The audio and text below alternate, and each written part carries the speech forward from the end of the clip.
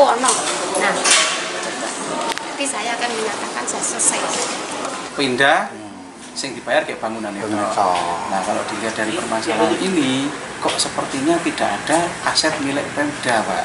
Menurut saya, ya kita buat berita acara, kesaksian, mungkin kesaksian yang kronologis peristiwa tukar guling itu, diketahui desa, kemudian dituangkan dalam keputusan desa, mengetahui BPD, setuju BPD, dan saksi-saksi yang masih hidup, kemudian dimintakan tanda tangan ke atau mengetahui camat, dalam hal ini kemudian kita mengetahui ke bupati.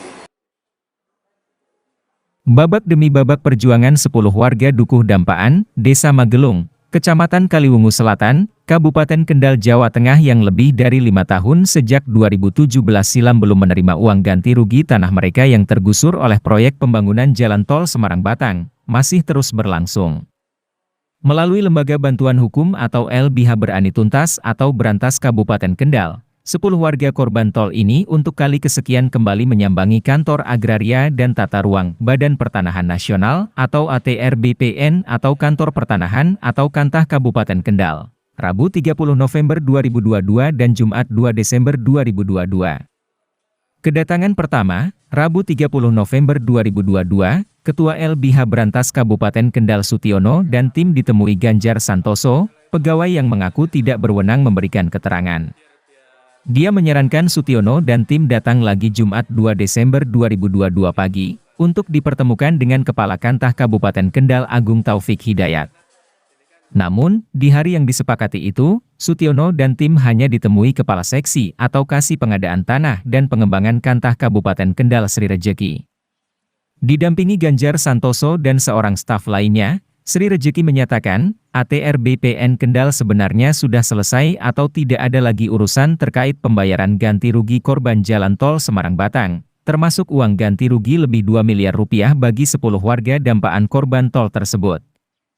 Padahal, berdasar laporan akhir hasil pemeriksaan atau LAHP Ombudsman Republik Indonesia Perwakilan Jawa Tengah atas laporan masyarakat nomor 0174-LM-12-Romawi-2016-SMG, bahwa telah terjadi dugaan maladministrasi oleh Kepala Kantor Pertanahan Kabupaten Kendal terkait proses ganti kerugian pembangunan tol Batang Kendal Semarang. Pelapor saat itu adalah DPC SPI Kendal dan Jaringan Masyarakat Kendal atau Jamak Peduli Korban Dampak Pembangunan Proyek Tol Batang Kendal Semarang. Dua versi itu Pak yang saya. Nah kalau ini tak ke sana, oh no. Nah, nanti saya akan menyatakan saya selesai. Tapi kalau kemarin itu, makanya saya bilang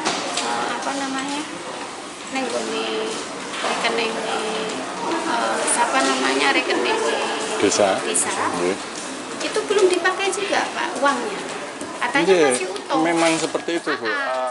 Kepada Sutiono dan tim, Sri Rejeki justru menyarankan LBH Berantas mendatangi bidang aset pemerintah Kabupaten Kendal untuk mendapatkan kejelasan seputar keterkaitan tanah 10 warga dampaan korban tol yang uang ganti ruginya masih digondeli pemerintah desa atau Pemdes Magelung tersebut dengan aset Pemkab. Sesuai saran Sri Rejeki, dari kantor ATR BPN, Sutiono dan tim langsung menuju kantor bidang aset Pemkab Kendal.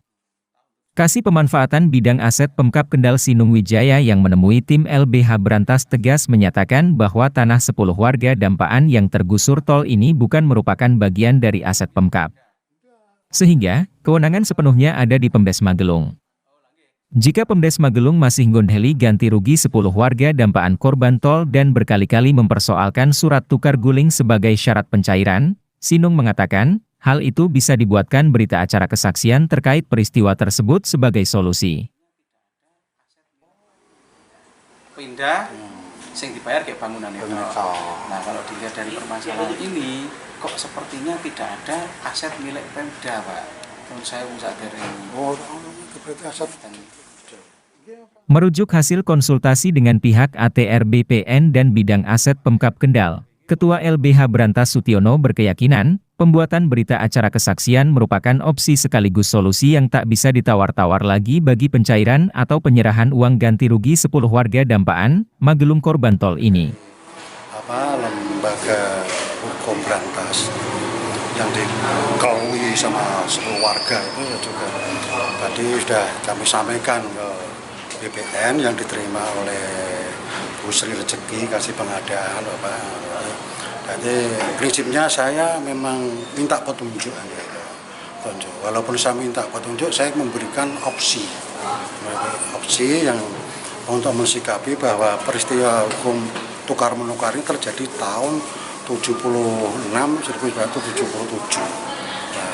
Mestinya di tahun itu kan harus konsekuensi hukum dari desa untuk membuat berita acara desa akan tukar menukar dan ditindaklanjuti dengan keputusan desa, mengetahui camat. Nah, waktu itu berarti mengetahui Pak Wedono, kemudian baru mengetahui bupati. Kalau dulu hanya sampai bupati dulu. Karena sekarang kaitannya dengan Permendagri nomor 4 2017 itu kaitannya aset-aset desa itu sampai ke gubernur mungkin gitu. Nah itu menurut saya yang kita buat berita acara kesaksian, mungkin kesaksian yang kronologis peristiwa tukar guling itu mengetahui desa, kemudian dituangkan dalam keputusan desa, mengetahui BPD, setuju BPD, dan saksi-saksi yang masih hidup, kemudian dimintakan tanda tangan ke atau mengetahui camat dalam hal ini, kemudian kita mengetahui ke bupati.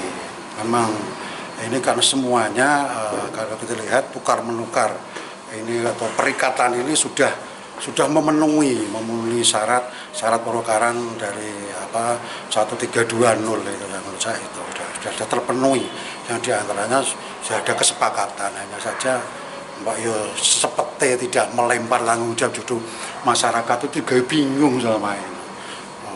Nah, bahasa bingung itu apa? Nah, di situ terjadi satu jawaban dari pemerintah desa, nek sampan itu bisa menunjukkan surat bukti tukar guling, uang akan kami cairkan, akan diserahkan. Nah, mestinya tanda kutip itu surat tukar guling itu kan wewenang di domain pemerintah desa bukan warga. Kan hal ini kan semakin sulit.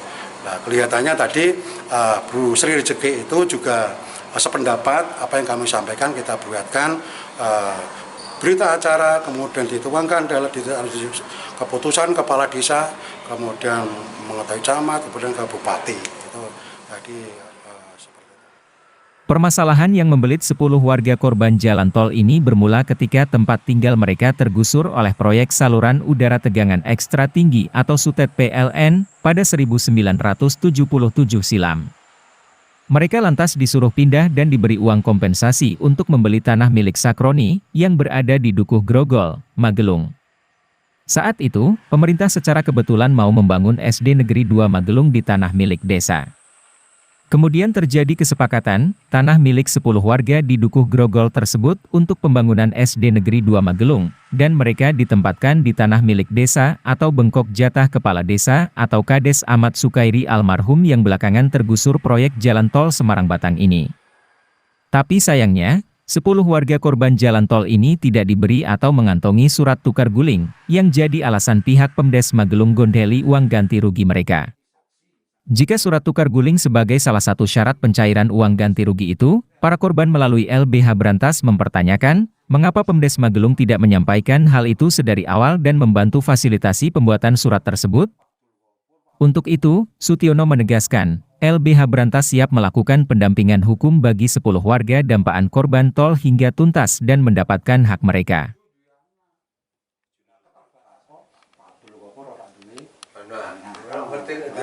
Jebule garwane kali. Kondan. Lanang sejati apa sejati lanang?